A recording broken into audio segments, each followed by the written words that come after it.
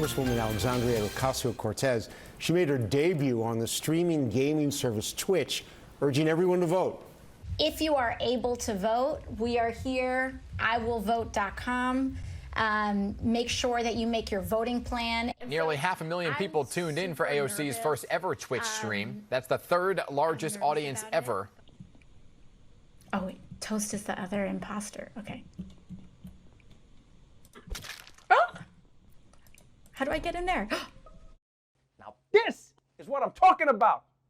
AOC for the win, not only because she's helping to get young people to the polls, but because it gives me a great excuse to spend all day playing video games. Yeah, Mom, I am playing Call of Duty all day because our democracy is at stake. Take that, Jimmy, you camping bitch. And don't forget to vote. And it's funny how politicians show you their age based on how they think they need to campaign. Because you can tell AOC's young, right? She connects to voters through online gaming. And then Kamala does events on Zoom. And then Joe Biden greets shoppers at Walmart. So kudos again to AOC, because this is a great way to appeal to young voters. And it's much better than that time that Trump live streamed himself playing Wolfenstein and said that there were fine people on both sides. Speaking of Trump, a few weeks ago, the New York Times reported that he hadn't paid any taxes in years. But now it turns out he was paying taxes, just to a different country. The New York Times now reports that Mr. Trump pursued a range of business projects in China for years and even maintains a previously unknown Chinese bank account. Trump spent a decade chasing business deals in China without success. A Trump Organization lawyer told the Times the company opened the Chinese account to pay local taxes and no deals ever materialized. According to the Times, Trump International Hotels Management is the Trump company with the Chinese bank account, and which the tax records show paid more than $188,000 in taxes in China while pursuing licensing deals there from 2013 to 2015. Well. Turns out someone had a secret bank account in China. Maybe that's why Trump has had beef with the Chinese all these years.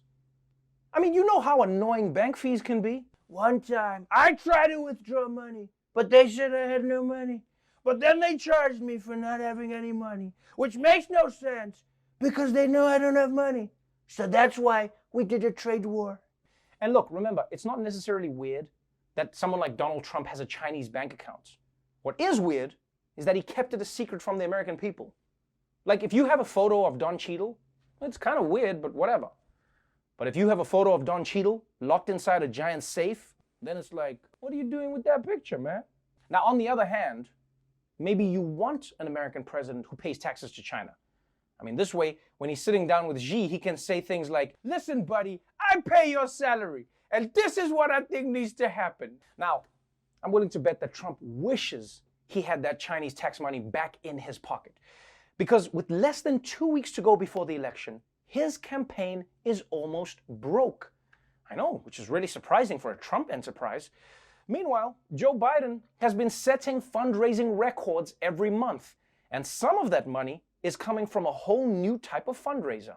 The cast of Veep is reuniting to put Joe Biden in the White House. Fonzie, Richie, Potsy, and other members of the Happy Days cast are reuniting for one night only. The virtual event is a fundraiser supporting the Democratic Party of Wisconsin. It's an Avengers reunion today for Biden and Harris. An all-star cast is hoping people cast their ballots for Joe Biden. The entire leading original cast of Hamilton performed the song The Room Where It Happens as part of a virtual fundraiser for the presidential nominee. Cast members of the hit comedy Seinfeld will reunite for a virtual fundraiser for the Texas Democratic Party. The event, named A Fundraiser About Something, will take place on Friday at 8 p.m. Yes, the casts of Hamilton, Veep, and even Seinfeld are getting back together to raise money for the Democrats. And not only that, but Emily in Paris promised that if they get enough donations, they won't make another season. And personally, I hope it doesn't stop with these Zoom reunions. I mean, if Biden can get the cast of Seinfeld to make another season, yo, best believe he'll win the election by like 40 points. Because come on. How bad do you want to see a Seinfeld set in pandemic New York? George would claim he has COVID just to get out of work. Kramer would be selling bootleg hand sanitizer he made in his bathtub. Elaine would be dating a pharmacist to get the vaccine quicker. And then Jerry would probably break up with a beautiful woman just because she wears her mask slightly below her nose. She's leaving her nose uncovered. She's a nose nudist.